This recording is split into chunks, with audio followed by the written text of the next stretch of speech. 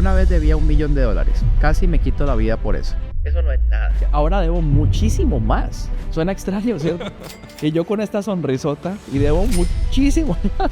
Pero la cosa era esto. El millón era deuda mala. Ahora todos estos millones son deuda buena.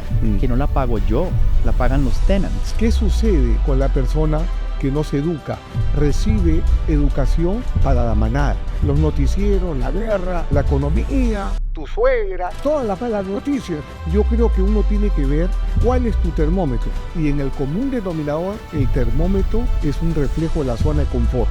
Nosotros tres le ganamos todos los días a la inflación, a la devaluación y todo, a la pobreza. ¿Y qué pasa cuando José está solo?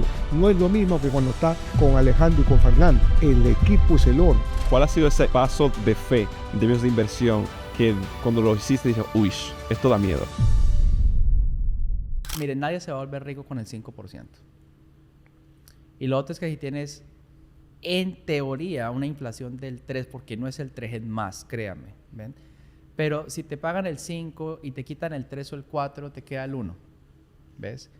Y parece muy lógico colocar un dinero en un CD o esto, pero lo que está haciendo el banco es prestándolo al 30, ¿ves? Y el tema de la inflación, por ejemplo, mira esto es economía, ¿ves? La inflación estaba al 9, sí, al 9 está alta. El 3 es un nivel de inflación, yo me siento cómodo con el 3%, es vivible, no hay problema, ¿cierto? Ahora, yo no ando pendiente realmente del precio del huevo, del arroz, a mí no me importa, ¿ves? A mí me importa es que el mercado ha subido el 100% este año. Si yo he ganado, ¿cierto? Hoy el 700%, ¿sí ves? A mí que me importa el 3%. Claro. ¿Sí me entiendes? Entonces, si tú me preguntas a mí que si yo tengo ahorros en el banco, la respuesta es no. Así como entra la plata al banco, yo la saco, la convierto en real estate o la convierto en options o ¿sí me entiendes? Porque yo no le voy a hacer el favor del banco de darle plata para que hagan plata con mi plata. Yo quiero hacer plata con la plata de ellos, ¿ves? Entonces necesito créditos. Claro. ¿Ya?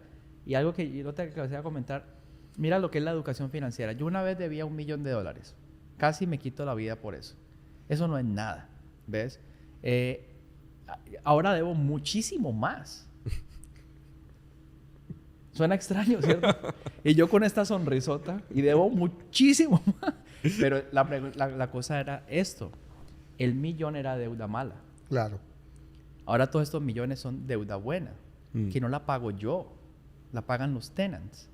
Y fuera de eso, ahorro en taxes, depreciación, hago contratos con el gobierno, un montón de cosas. Entonces hay deuda buena y hay deuda mala. Entonces la pregunta de tener ahorros, yo no lo llamaría ahorros, sino que a mí me gusta acumular.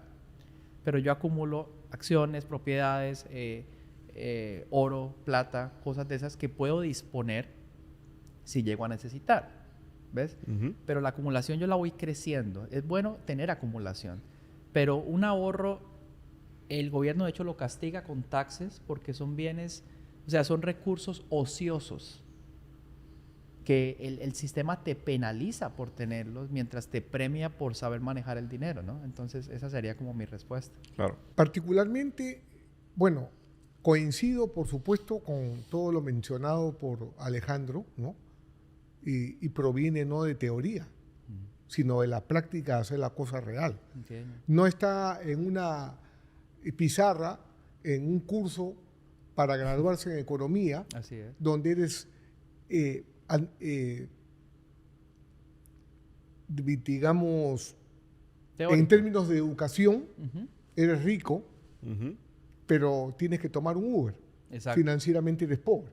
¿Te das cuenta? Entonces, son termómetros diferentes. ¿Qué nos acaba de decir Alejandro? Mi termómetro, a mí no me importa la inflación, la devaluación, nada.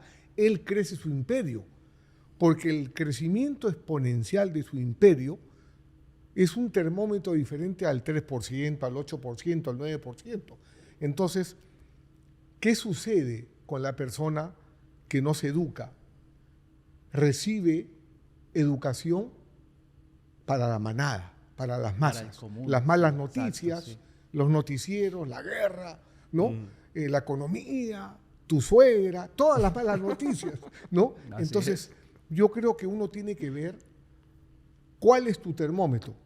Y en el común denominador, el termómetro es un reflejo de la zona de confort. Total. Entonces ahí, aunque la economía esté súper bien, tú vas a decir, pero ese es rico. Pero Alejandro tuvo suerte. Pero Josué tuvo suerte. Fíjate, por ejemplo, nosotros tres le ganamos todos los días a la inflación, a la devaluación y todo. A la pobreza. A la pobreza, ¿te das cuenta? ¿Y qué pasa cuando Josué está solo? No es lo mismo que cuando está con Alejandro y con Fernando. El equipo es el oro. Es otro termómetro. Claro. De hecho, los de la Sociedad de la Nieve ganaron fue por equipo. Por equipo. Pues ellos decían que si no hubiera sido porque están en equipo se mueren todos. Y eso es importantísimo. Claro. Sí. No, y eso, yo creo que, por ejemplo, lo que es el dinero, y me he dado cuenta por muchos estrellones en la vida, hay un dicho que dice, el dinero es como el estiércol. Si tú dejas el estiércol en un solo sitio plantado, huele muy feo. Pero si tú esparces el estiércol, hay plantas que crecen se vuelve abono. Y se vuelve abono. Sí. Entonces, creo que... Muy buena. Creo que es así. Entonces, bien, mencionaste a la suegra. ¿Verdad? En un podcast que nosotros hiciste una pregunta. Que yo la quería mucho a mi suegra, por si acaso. Sí. Dijiste, ¿es tu pareja un activo o un pasivo? Claro. ¿Cómo nosotros nos aseguramos que nuestra pareja es un activo y no un pasivo? Muy fácil. La primera que te dice, Fernando, ¿me prestas tu tarjeta de crédito? Ahí hay una alerta. Si tu novia está pensando toda la vida, ¿cuándo nos vamos de viaje? En gastar. Y si tú quieres emprender, te dice, no, mejor vámonos de viaje. Eso es muy riesgoso. Ahí está tu futuro, un pasivo. Pero si tu novia te dice, Alejandro, toma este entrenamiento. Si tu novia te dice, Josué, ve a un entrenamiento de opciones, edúcate, multiplica tus ingresos, sí. Yo creo en ti. Esa mujer vale la pena, porque está construyendo tu fortuna en tu mente primero. Cree en ti. Fíjate, Robert Kiyosaki y King dormían dentro del auto, en el frío de Nueva York, homeless. ¿Te das cuenta? Y increíble. Mira, ahora tienen más de 10,000 propiedades. Increíble. ¿Cómo es eso? Porque, como dice Alejandro, lo repite, hay que estar serio con esto. Hicieron del éxito su prioridad. Entonces, yo creo que lo que es un reflejo, la cartera, los zapatos, el carro de lujo, todo eso, esa es una crónica de una muerte anunciada. Uno tiene que educarse y con el flujo de tus activos, comprarte los relojes, como el que me regaló Alejandro, comprarte la cartera, los zapatos, no con el fruto de tu trabajo, sino con el trabajo, con los activos trabajando duro para ti. Eso es cierto. Yo pienso que el papel de la mujer es muy importante. Hay un capítulo en el libro, Piense y hágase rico, que habla sobre la transmutación del sexo, en este caso. Él está hablando no del sexo, sino de la energía sexual. Claro. Y muestra que, por ejemplo, para nosotros los hombres, uno puede utilizar el amor por su pareja como una inspiración creativa. Pero hablaba, por ejemplo, ese capítulo del testimonio de Henry Ford con su esposa, que lo apoyó en el negocio cuando nadie creía en él, cuando decían que estaba loco. Lo apoyó y le ayudó a estructurar también sus negocios y sus cosas. Entonces, hay mujeres que no han salido, que nadie las conoce, ni cómo se llamaban, ni nada. Pero si no hubiese sido por esa mujer, ese hombre que todo el mundo sale después de que se da cuenta quién es, ¿ves? No hubiese sido posible. Entonces, es muy importante que la pareja, lo que decía Fernando, esté alineada con esos principios y que entienda que hay que hacer sacrificios al comienzo y que, por ejemplo, yo me acuerdo que yo hice el coaching que ofrece Robert. Sí. ¿Ves? Y una de las partes de ese coaching era, bueno, ¿usted vive solo o con quién? O sea, era la familia, ¿ves?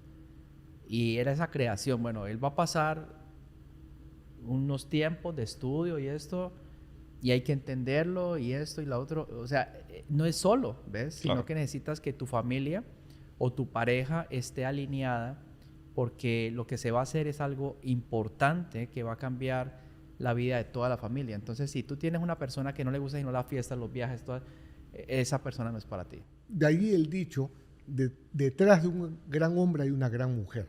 Así es. Y cuando yo me reúno con gente, con amigos de muchos años atrás, y ves a quién le va bien y a quién le va mal, lo único que tienes que ver es un poquito más al lado, a la compañera de su vida. Así que eso te lo dice la voz de la experiencia.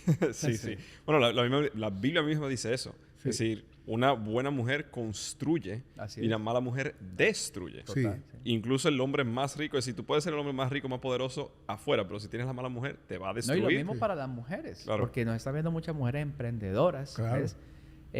Y muchas de ellas, su esposo es el que las apoya, ¿ves? Ujú. No con dinero, sino Claro. con vamos a hacerlo, tú eres la estrella, estoy para servirte, para ayudarte, que eso es admirable también en un hombre, pero también pueden tener el novio que solamente quiere pasear y esto y lo otro y de pronto Sentarse a jugar porque videojuegos. la emprendedora puede ser Claro. ella, Claro. también, ¿ves? Claro. Y yo creo que, es decir, hay una, no sé, he visto demasiadas cosas. Hombres jugando videojuegos, fumando marihuana, que se sientan a hacer nada. Literalmente nada. Y es la mujer que está como que detrás de él empujando. Eso para mí es como una... No sé, si yo fuera ese hombre, fue una vergüenza total a mi masculinidad. Claro. Sí, no hay dignidad, no tienen dignidad. Sí. Sí, bueno, cambiando ahora de tema. Mencionaste deuda buena, que antes estabas aterrado de ese $1 millón que tenías como deuda. Y hoy en día estás muchísimo más endeudado Sí. y estás totalmente feliz aquí hoy en día. Sí. ¿Cuál ha sido esa deuda que ustedes dos han adquirido en bienes raíces o lo que sea, que le has dicho, uy, esto está grande, no sé si hacerlo? ¿Cuál ha sido esa inversión y ese paso que han tomado como paso de fe?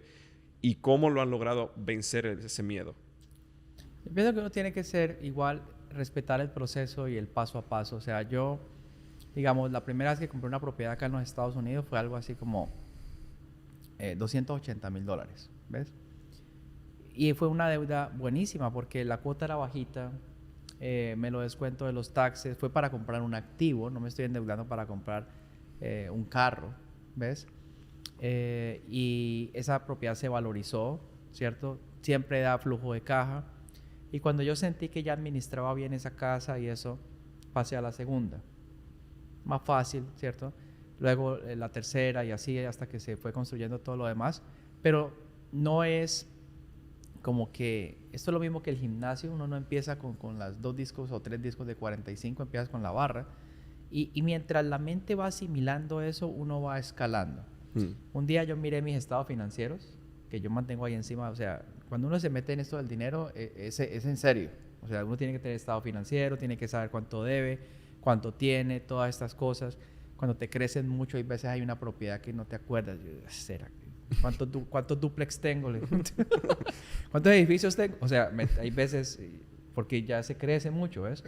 Pero tú tienes que saber, ¿ves?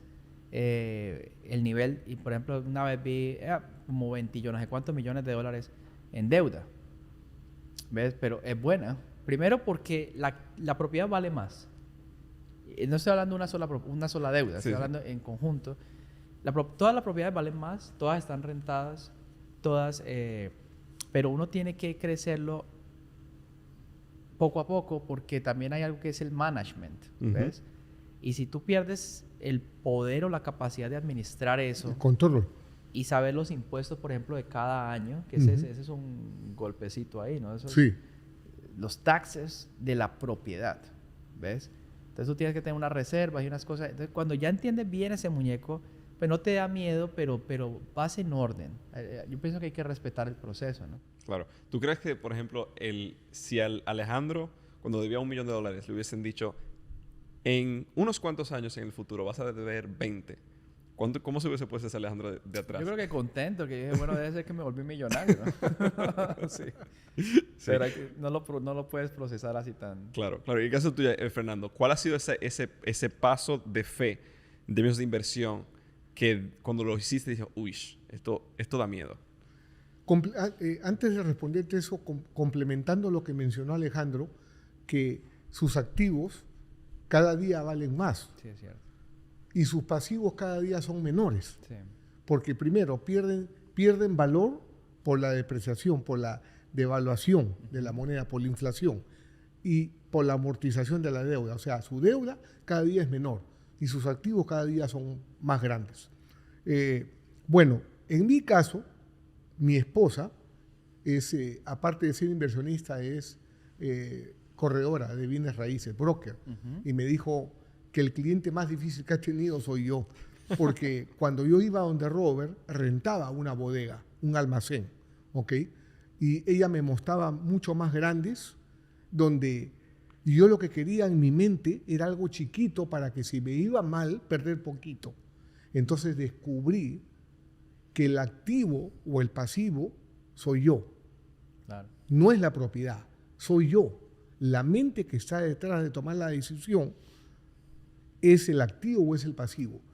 Lo que tú compras es la materialización de lo que tú eres. Entonces, si compraste mal, es porque tú no tienes las herramientas y habilidades suficientes. Claro. Entonces, yo tengo alumnos en la mentoría que han comprado 3 propiedades por $3 millones y flujo de efectivo negativo que lo descubren cuando les comparto la herramienta. No solamente eso, ponen a administrar la propiedad a una persona que no tiene ningún tipo de conocimiento. Al sobrino. Al sobrino, exacto. Entonces el poder no está en el dinero. El poder está en quien maneja el dinero. Por supuesto, el dinero es importante, pero si tú lo pones en las manos equivocadas, lo único que sucede es que el dinero cambia de tus manos a manos mal listas. Entonces, eso fue lo que aprendí con Robert, que el activo o el pasivo soy yo. Entonces, en ese momento, estabas jugando, como dices, a no perder en vez de a ganar. Sí. Y Robert me enseñó, primero me dijo, you are a fucking loser. Él es así. Muy nice, ¿no? You are a fucking loser, ¿no? Me dice, si tú quieres estar seguro, tienes que estar preso y buscarte un novio para que te cuide. Esa estuvo bueno. Que entre otras, hablando de eso, querido Fernando, que Fernando conoce bien a Robert también. A mí me gusta la personalidad así. Yo tuve una época en los seminarios y hay gente que se acuerda que era duro. ¿Ves? Pero eso te hace bien. Porque muchos de nosotros venimos malcriados. Yo le dije a mi papá y a mi mamá, ustedes me malcriaron, me tocó volverme a hacer, porque si iba a seguir así, no iba a pasar, ¿ves? Entonces, claro, lo que dice Fernando es muy importante, quitarse el perdedor, ¿ves? Pero también, a mí todo el tiempo, yo vuelvo al juego del cash flow. Te llegan tratos buenos y tratos malos. Entonces, hace poco me dijeron, mira, Alejandro, hay un apartamento en Brickell, vale $4 millones, ¿ves? Solamente tienes que poner 3.300.000. Escucha bien. La asociación... Sí, exacto. Y te dicen, segurísimo se va a valorizar. ¿Tú crees que le estás hablando a quién? O sea, va a valer más. Van a construir un edificio a un lado y el otro al otro, que yo no sé, que hay un montón de cosas. Y la asociación, que son como 7.500, está rentado, pero esto y que lo otro. Entonces ya vienen tus elementos. Bueno, yo con 3 millones, ¿cuántos multifamilies puedo comprar? ¿Ves? Que no tienen asociación. ¿Ves? Tú eres la asociación. Exacto, yo soy la asociación. El que cobra los fees, el late fee y todo eso. Y fuera de eso, si lo arreglo, ya no vale 3, sino 5. El apartamento ese que le vas a arreglar. ¿Sí me entiendes? Entonces, esa es la importancia de reconocer los buenos tratos y los malos tratos. Ahora, si tú me dices que si a mí me da miedo comprar el apartamento, yo te lo voy a decir, no me da miedo, me da pánico. Porque tú puedes cometer errores, pero alguien los va a pagar y en ese caso sería yo. Claro. ¿Sí me entiendes? Sí. Pero si yo utilizo los mismos recursos, esa buena decisión me va a meter a mí $2 o 3 millones extra a mi bolsillo. Entonces, yo esos tratos, tú me puedes ofrecer muchas cosas, me da miedo. No es que me dé miedo, pues yo sé que no lo voy a hacer, pero claro, si los hiciera, yo diría, ¿qué fue lo que me pasó? ¿Sí me entiendes? ¿Qué estupidez, ¿cierto? En cambio que el otro se me salen así, o sea, me toca limpiarme las babas porque el multifamily está buenísimo, ¿me entiendes? Sí, ese es el que yo quiero, está destruido, hay que arreglarlo y todo. Ahí está la oportunidad. ¿ves? Ok. Entonces, pregunta, porque hicimos un podcast que hablabas... Pero espérate. Sí, sí. Acá viene algo brillante. Fíjate, perdóname, Josué, Sí, sí, no, pero esta es adelante. la cosa real, ¿viste? Claro. Ok, vamos a suponer que Alejandro no fuera financieramente listo. Y dice, una inversión extraordinaria, $4 millones. Solamente tienes que poner 3.300.000. La asociación son 7.500 mensual. Y él dice, me encanta la oportunidad, se lo compra. ¿Ok? ¿Quién es el pasivo? ¿Uno? ¿Lo que está comprando o él? ¿Te das cuenta? Ahora, si Alejandro agarra y dice en su mente, ¿cómo él razona? 3.300.000, 4 millones en total, con esto me compro 50 puertas que me producen 30% de retorno. Total. ¿Te das cuenta? El activo o el pasivo es él. Ahora, si tú te reúnes, perdóname que te diga, de idiotas, te van a traer idioteces. Sí. Entonces, ahí viene. ¿De quién te rodeas? Por ejemplo, esa oferta que le hacen a él es una falta de respeto. Claro. ¿Te das cuenta? A mí, imagínate. A ti, ya, es una falta Que de yo le voy a respeto, decir que no. ¿no? Claro. Como el banquero que te dijo que después de hacer un montón de plata, señor Fernando, tengo una excelente idea. Y es 5% anual, cuando tú hiciste 5.000% Sí. en una sola propiedad. Entonces, Él me dijo, eso es imposible. Para ti. Claro. Tú quédate con tu 5% y déjame a mí con mis 5.000. Vamos a velocidades un poquito diferentes. solamente imagínate. un poquito. Entonces, hablando de eso, porque la parte cuando una persona escucha eso, 5.000% en una inversión, 700% en una semana. No, te va a cambiar la mente. Infinito. Ahí no se puede calcular. Porque es que, ya va con la pregunta. O sea, si tú me preguntas que si yo tengo dinero puesto en mi portafolio de real estate, la respuesta es ni un peso. O sea, yo no tengo nada invertido ya. Todo es gratis. Lo mismo hago en opciones, ¿ves? Yo llego al 200%, vendo, todo lo demás queda gratis y después se vuelve el 1000%, pero ya no lo puedes calcular porque ya no tienes dinero ahí. Claro. Entonces O sea, él dice, refinancia la propiedad, Sí. saca y compra la siguiente. Y cualquier número dividido entre cero es infinito. Es infinito. La propiedad sigue creciendo, la deuda va hacia abajo. Y eso ahí fue un clip del podcast actitudmillonaria.com. Si quieres ver el episodio completo donde te compartimos absolutamente todo que viste aquí y más, dale click aquí. Y si quieres aprender cómo convertirte en un vendedor digital que hace un mínimo de $100,000 en tan solo unos meses, sin empezar tu negocio, sin tener que tener seguidores y sin tener que crear tu propio producto o servicio, dale click aquí para un video de entrenamiento gratuito que te muestra paso por paso cómo hacerlo.